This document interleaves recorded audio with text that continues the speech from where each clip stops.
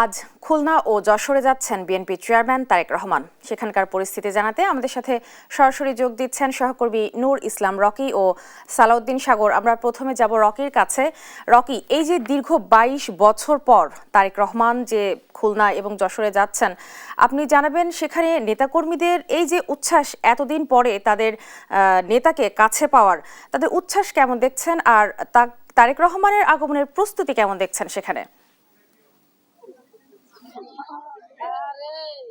আপনি যেমনটি বলছিলেন যে দীর্ঘ ২২ বছর পর খুলনায় পা দিচ্ছেন বিএনপির চেয়ারম্যান তারেক রহমান, এবং এই তারেক রহমানকে এক নজর দেখার জন্য শত কিলোমিটার দূর থেকেও কিন্তু সাধারণ মানুষ কিন্তু এই খালিশপুরের প্রভাতী স্কুল মাঠে এসেছে। এবং আমরা এখন যেখানে অবস্থান করছি, দর্শক আপনারা দেখতে পাচ্ছেন যে তারেক রহমানের প্রোগ্রাম কিন্তু দুপুর ১২টা হওয়ার সত্ত্বেও প্রায় ৬-৭ ঘন্টা আগে থেকেও কিন্তু মাঠের একাংশ ভরে গেছে, এবং গত মধ্যরাত থেকেই কিন্তু দূর দূরান্ত থেকে, বিশেষ করে কয়রা, পাইকগাছা, যেটা খুলনা থেকে প্রায় ১০০ কিলোমিটার দূরে, এখান থেকেও কিন্তু নেতাকর্মীরা এখানে চলে এসছে, এবং সারা শহরে কিন্তু তারেক রহমানকে সাদরে আসলে গ্রহণ করার জন্য আসলে প্রস্তুত বলে বিএনপি নেতৃবৃন্দ জানিয়েছে। এবং আপনাকে একটু বলে রাখি যে আজকের যে মঞ্চ, এই মঞ্চে কিন্তু ১১টার সময় তারেক রহমান হেলিকপ্টার যোগে ঢাকা থেকে এখানে আসবেন, এবং ১২টার সময় বক্তব্য দেওয়ার কথা আছে। খুলনা, সাতক্ষীরা এবং বাগেরহাট, এই তিনটি জেলার ধানের শীষের যে সংসদ সদস্য প্রার্থী আছে, তারা কিন্তু আজকে তারেক রহমান নিজে হাতে তাদেরকে পরিচয় করে দেবে আগামী ১২ই ফেব্রুয়ারি নির্বাচনী কেন্দ্র করে। এবং এটি ছিল তারেক রহমানের খুলনার যে জনসভা। এই জনসভাটা কিন্তু খুলনার যে নির্বাচনী জনসভা, সেটাকে বলতে পারি। আপনারা দেখতে পাচ্ছেন যে দর্শক, ইতিমধ্যে মঞ্চের সামনে কিন্তু দর্শনার্থীরা কিন্তু অবস্থান করছে, এবং তারা উৎসুক যে তারেক রহমানের বক্তব্য শোনার জন্য তারা বসে আছে। এর বাইরে একটু বলে রাখি দর্শক যে খুলনার যে খালিশপুরে প্রভাতী স্কুল মাঠ যেটি আছে, এই প্রভাতী স্কুল মাঠেই কিন্তু আজকের এই জনসভা অনুষ্ঠিত হবে। তো খুলনা থেকে এটা ছিল আমার কাছে সর্বশেষ সংবাদ। আমরা এখন চলে যাচ্ছি যশোরে, যেখানে দুপুর ২টায় বক্তব্য দেবে তারেক রহমান। যশোরে আমাদের সহকর্মী সাগরের কাছ থেকে শুনবো বিস্তারিত।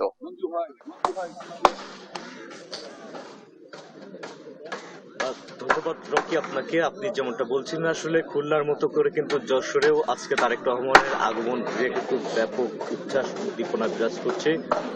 খুলনায় যদিও ২২ বছর পরে তারেক রহমান পা রাখছেন, কিন্তু যশোরের মাটিতে এবারই প্রথমবার কিন্তু তারেক রহমান পা রাখতে চলেছেন। এটা নিয়ে যশোরের সাধারণ মানুষ, নেতাকর্মী, সমর্থকদের মাঝে উচ্ছ্বাস উদ্দীপনা কিন্তু আমরা বিরাজ করতে দেখেছি। আমরা দেখেছি যে তারেক রহমানের আগমনকে ঘিরে কিন্তু আসলে প্রচারণা, মিছিল, মিটিং, সমাবেশ অনেক কিছু হয়েছে। প্রশাসনের পক্ষ থেকে নিরাপত্তা ব্যবস্থা নেওয়া হয়েছে। তো আপনারা দেখতে পাচ্ছেন যে এখন অনেক সকাল, মানুষ ফজরের নামাজ পড়েই কিন্তু আসলে সমাবেশ যেখানে হবে সেখানে কিন্তু সবাই চলে এসেছেন। তারেক রহমান যে মঞ্চটিতে ভাষণ দিবেন সেখানে সবাই পরিদর্শন করছেন। তো আমি একটু আপনার কাছে জানতে চাই যে আজকের এই দিনটি আপনারা কিভাবে দেখছেন, কিভাবে উদযাপন করবেন? তারেক রহমান প্রথমবার যশোরে আসছে, এটাকে আপনারা কিভাবে নিচ্ছেন? আলহামদুলিল্লাহ, আমরা শহীদ রাষ্ট্রপতি জিয়াউর রহমানের আদর্শের সৈনিক। আমাদের গর্ব এই উপশহরের 91, 92, 93 এই মাঠে প্রথম বাংলাদেশ জিয়া স্মৃতি ফুটবল টুর্নামেন্ট আমাদের হাত দিয়ে হয়। আমি দায়িত্বে ছিলাম, ফিফার দায়িত্ব ভাগ্নে মিজান ছিল, ওহিদ ছিল, গুড্ডু ছিল, জাহিদ ছিল। আজকে ইতিহাসের রেকর্ড আমাদের এনএসটাউন নতুন উপশহর অবিদ ইসলামের নেতৃত্বে আল্লাহ পাক আমাদেরকে এই মাঠে তারেক রহমান আসার তৌফিক দান করেছে। শুকরিয়া, আল্লাহর কাছে লাখো কোটি শুকরিয়া। আমাদের এলাকার জনগণ সকাল 10টার ভিতরে এই এলাকা ভরে যাবে। আমার লোক সমবেত হবে আলহামদুলিল্লাহ, আমার টার্গেট 7 থেকে 8 লক্ষ লোক। 7 থেকে 8 লক্ষ লোক। আমার পাশে, বাম পাশে আছে ছাত্র দলের প্রেসিডেন্ট আবির, ও কিছু কথা বলবে, ওকে। আচ্ছা, আমাদের সময় সংক্ষেপ, আমরা আবারও আসবো আপনার কাছে।